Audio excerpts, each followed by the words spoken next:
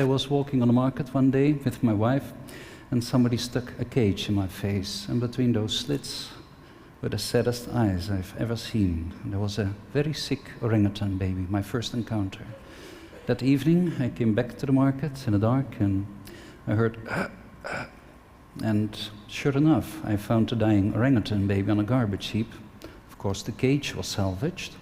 I took up the little baby, massaged her, forced her to drink until she finally started breathing normally. This is Uche. She's now living in the jungle of Sungai Wain. And this is Matahari, her second son, which, by the way, is also the son of the second orangutan I rescued, Dodoi. That changed my life quite dramatically, and as of today, I have almost 1,000 orangutan babies in my 2 centers, which is wrong. It's horrible. It's a proof of our failing to save them in the wild. It's not good. This is merely proof of everyone failing to do the right thing, having more than all the orangutans in all the zoos in the world together, just now like victims for every baby, 6 having disappeared from the forest. The deforestation, especially for oil palm, to provide biofuel for the Western countries, is what's causing these problems. And those are the peat swamp forest on 20 meters of peat, the largest accumulation of organic material in the world. When you open this for growing oil palms, you're creating CO2 volcanoes that are emitting so much CO2 that my country is now the 3rd largest emitter of greenhouse gases in the world after China and the United States. And we don't have any industry at all, only because of this deforestation. And these are horrible images. I'm not going to talk too long about it, but there are so many of the family of Uche which are not so fortunate to live out there in that forest that still have to go through that process, and I don't know anymore where to put them. So I decided I had to come up with a solution for her, but also a solution that will benefit the people that are trying to exploit those forests to get their hands on the last timber, and that are causing, in that way, the loss of habitat and all those victims. So I created a place, Samboja Lestari, and the idea was, if I can do this on the worst possible place that I can think of, where there is really nothing left, no one will have an excuse to say, yeah, but no. Everyone should be able to follow this. So we're in East Borneo, and this is the place up there where I started. As you can see, there's only yellow terrain. There's nothing left, just a bit of grass there. In 2002, we had about 50% of the people jobless there. There was a huge amount of crime.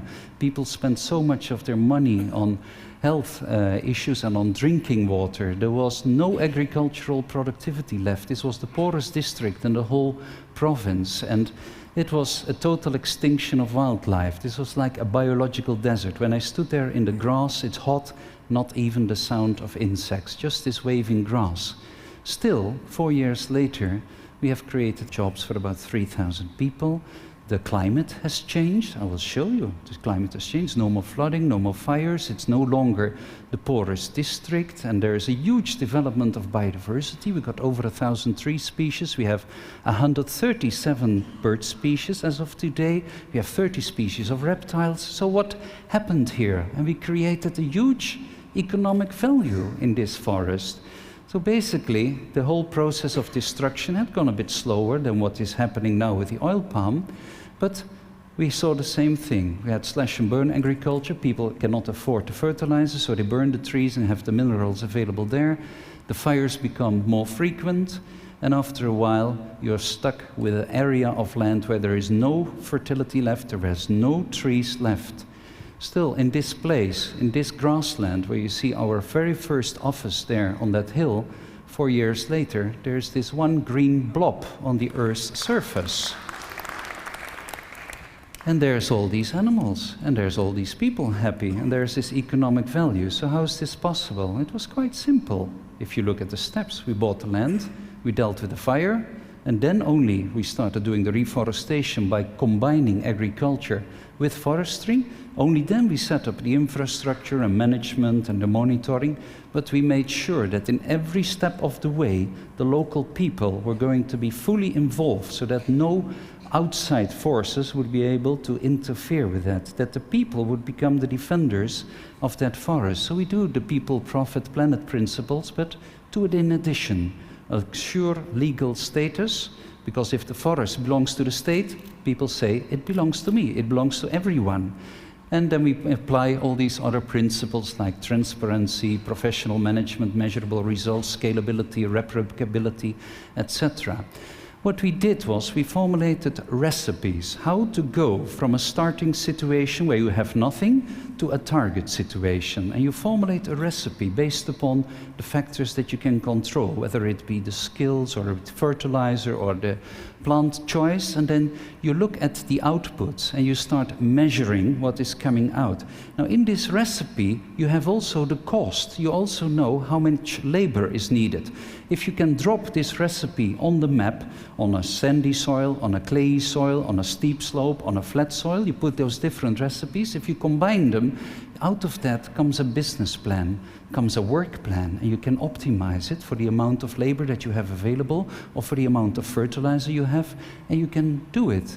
This is how it in practice looks like. We have this grass that we want to get rid of. It exudes cyankali-like compounds from the roots, but the acacia trees are very low value, but we need them to restore the microclimate, to protect the soil, and to shade out the grasses. And after 8 years, they might actually yield some timber. That is, if you can preserve it in a right way, which we can do with the peels of bamboo. It's an old temple building technique from Japan, but bamboo is very fire susceptible. So if we would plant that in the beginning, we would have a very high risk of losing everything again. So we plant it later along the waterways to filter the water, provide the raw products just in time when the timber becomes available. So the idea is how to integrate these flows in space, over time, and with the limited means you have. So we plant the trees, we plant these pineapples and beans and gingers in between to reduce the competition for the trees. The crop fertilizer, organic material, is useful for the agricultural crops for the people, but also helps the trees. The farmers have free land, the system yields early income, the orangutans get healthy food, and we can speed up ecosystem regeneration while even saving some money. So beautiful, what a theory. But is it really that easy? Not really, because if you look what happened in 1998, the fire started. This is an area of about 50 million hectares. January, February, March, April, May. We lost 5.5 million hectares in just a matter of a few months. And this is because we have 10,000 of those underground fires that you also have in Pennsylvania here in the United States. And once the soil gets dry, during a dry season, you get cracks, oxygen goes in, flames comes out, and the problem starts all over again. So how to break that cycle? Fire is the biggest problem. This is what it looked like for 3 months. For 3 months, the automatic lights outside did not go off because it was that dark. We lost all the crops. No children gained weight for over a year. They lost 12 IQ points.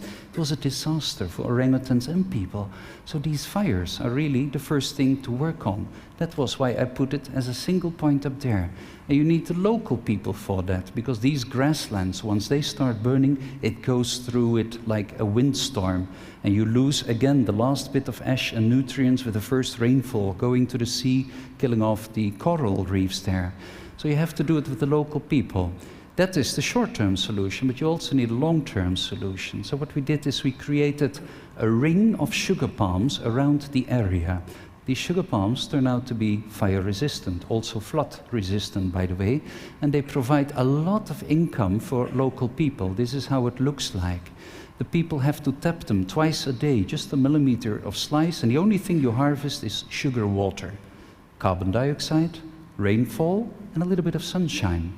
In principle, you make those trees into biological photovoltaic cells, and you can create so much energy from this because they produce 3 times more energy per hectare per year, because you can tap them on a daily basis. You don't need to harvest organs than any other of the crops. So this is the combination where we have all this genetic potential in the tropics, which is still unexploited, and doing it in combination with technology. But also your legal side needs to be in very good order. So we bought that land, and here is where we started our project in the middle of nowhere. And if you zoom in a bit, you can see that all of this area is divided into strips that go over different types of soil. And we were actually monitoring, measuring every single tree in this 2,000 hectares, 5,000 acres. And this forest is quite different. What I really did was I just followed nature, and nature doesn't know monocultures, but a natural forest has multi-layers. That means that both in the ground and above the ground, it can make better use of the available light. It can store more carbon in the system. It can provide more functions, but it's more complicated. It's not that simple, and you have to work with the people. So what we do is also, just like nature, we grow fast-planting trees, and underneath that we grow the slower-growing primary rainforest trees of a very high diversity that can optimally use that light. And then, what is just as important, get the right fungi in there that will grow into those leaves, bring back the nutrients to the roots of the trees that have just dropped that leaf within 24 hours. And they become like nutrient pumps, and you need the bacteria to fix nitrogen. And without those microorganisms, you won't have any performance at all. And then we started planting, only 1,000 trees a day. We could have planted many, many more, but we didn't want to, because we wanted to keep the number of jobs stable. We didn't want to lose the people that are going to work in that plantation. And we do a lot of work here. We use indicator plants to look what soil types, so what vegetables will grow, but what trees will grow here. And we have monitored every single one of those trees from space. This is what it looks like in real. You have this irregular ring around it with strips of 100 meters wide with sugar palms that can provide income for 648 families. It's only a small part of the area. The nursery in here is quite different. If you look at the number of tree species we have in Europe, for instance, from the Ural up to England, you know how many? 165. In this nursery, we are going to grow 10 times more the number of species. Can you imagine? You do need to know what you are working with, but it's that diversity which makes it work, that you can go from this zero situation by planting the vegetables in the trees, or directly the trees in the lines in that grass there, putting up that buffer zone, producing your compost, and then making sure that at every stage of that upgrowing forest there are crops that can be used. In the beginning maybe pineapples and beans and corn. In the second phase there will be bananas and papayas. Later on there will be chocolate and chilies, and then slowly the trees start taking over, bringing in produce from the fruits, from the timber, from the fuel wood, and finally the sugar palm forest takes over and provides the people with permanent income. On the top left, underneath those green stripes, you see some white dots. Those are actually individual pineapple plants that you can see from space. And in that area, we started growing some acacia trees that you just saw before. So this is after 1 year, and this is after 2 years. And it's green. If we look from the tower, this is when we start attacking the grass.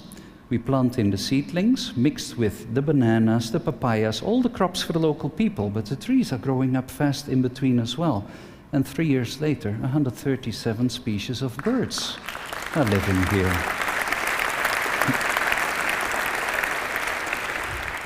So we lowered the air temperature 3 to 5 degrees Celsius. The air humidity is up 10%. Cloud cover, I'm going to show it to you, is up. Rainfall is up, and all these species and income.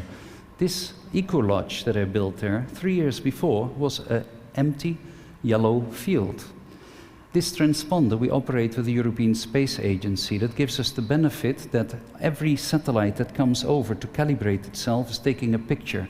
Those pictures we use to analyze how much carbon, how the forest is developing, and we can monitor every tree using that satellite images through our cooperation. But we can use these data now to provide other regions with recipes and the same technology.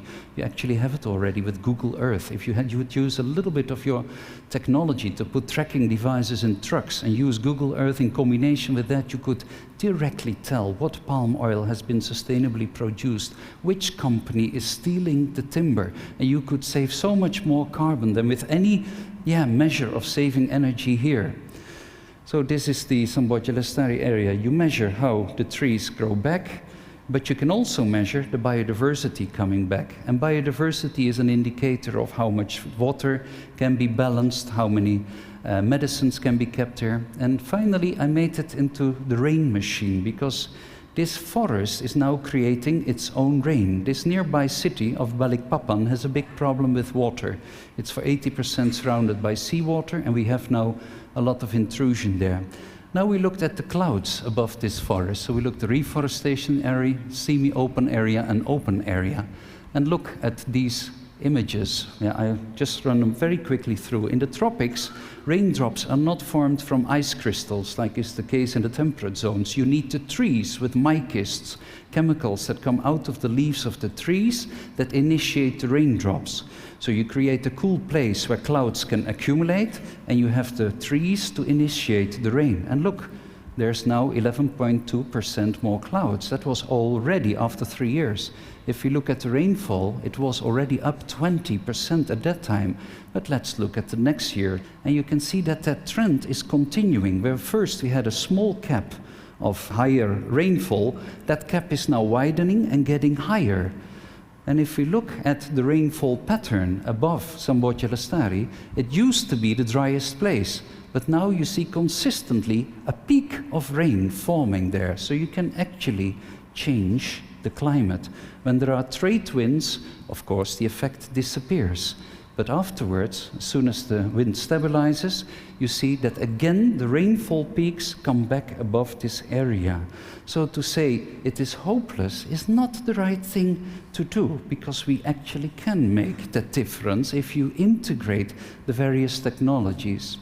And it's nice of the science, but it still depends mostly upon the people, on your education. We have our farmer schools.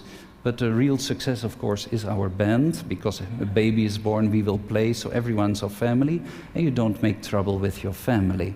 This is how it looks. We have this road going around the area, which brings the people electricity and water. From our own area, we have the zone with the sugar palms, and then we have this fence with very thorny palms to keep the orangutans that we provide with a place to live in the middle and the people apart. And inside we have this area for reforestation as a gene bank to keep all that material alive, because for the last 12 years, not a single seedling of the tropical hardwood trees has grown up, because the climatic triggers have disappeared. All the seeds get eaten. So now we do the monitoring on the inside, from towers, satellites, ultralights. Each of the families that have sold their land now get a piece of land back. And it has those nice fences of tropical hardwood trees. You have the shade trees planted in year 1. Then you underplant it with the sugar palms, and you plant this thorny fence. And after a few years, you can remove some of those shade trees. The people get that acacia timber, which we have preserved with the bamboo peel, and they can build a house, they have some fuel wood to cook with, and they can start producing from the trees as many as they like. They have enough income for 3 families. But whatever you do in that program, it has to be fully supported by the people, meaning that you also have to adjust it to the local cultural values. There is no simple one recipe for one place. You also have to make sure that it is very difficult to corrupt, that it's transparent.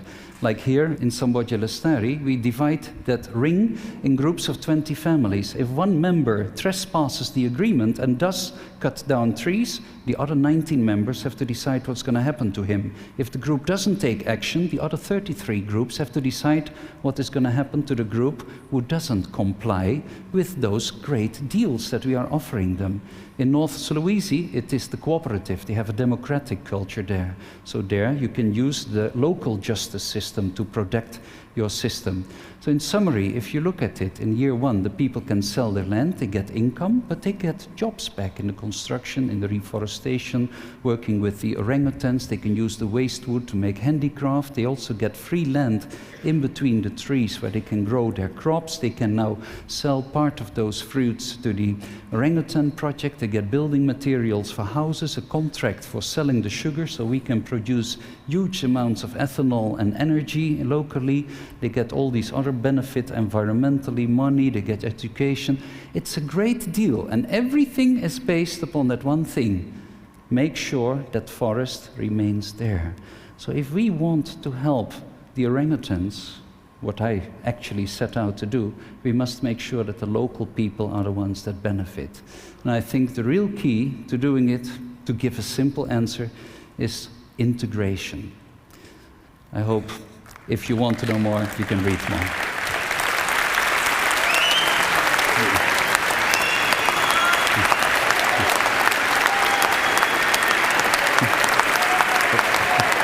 Yeah.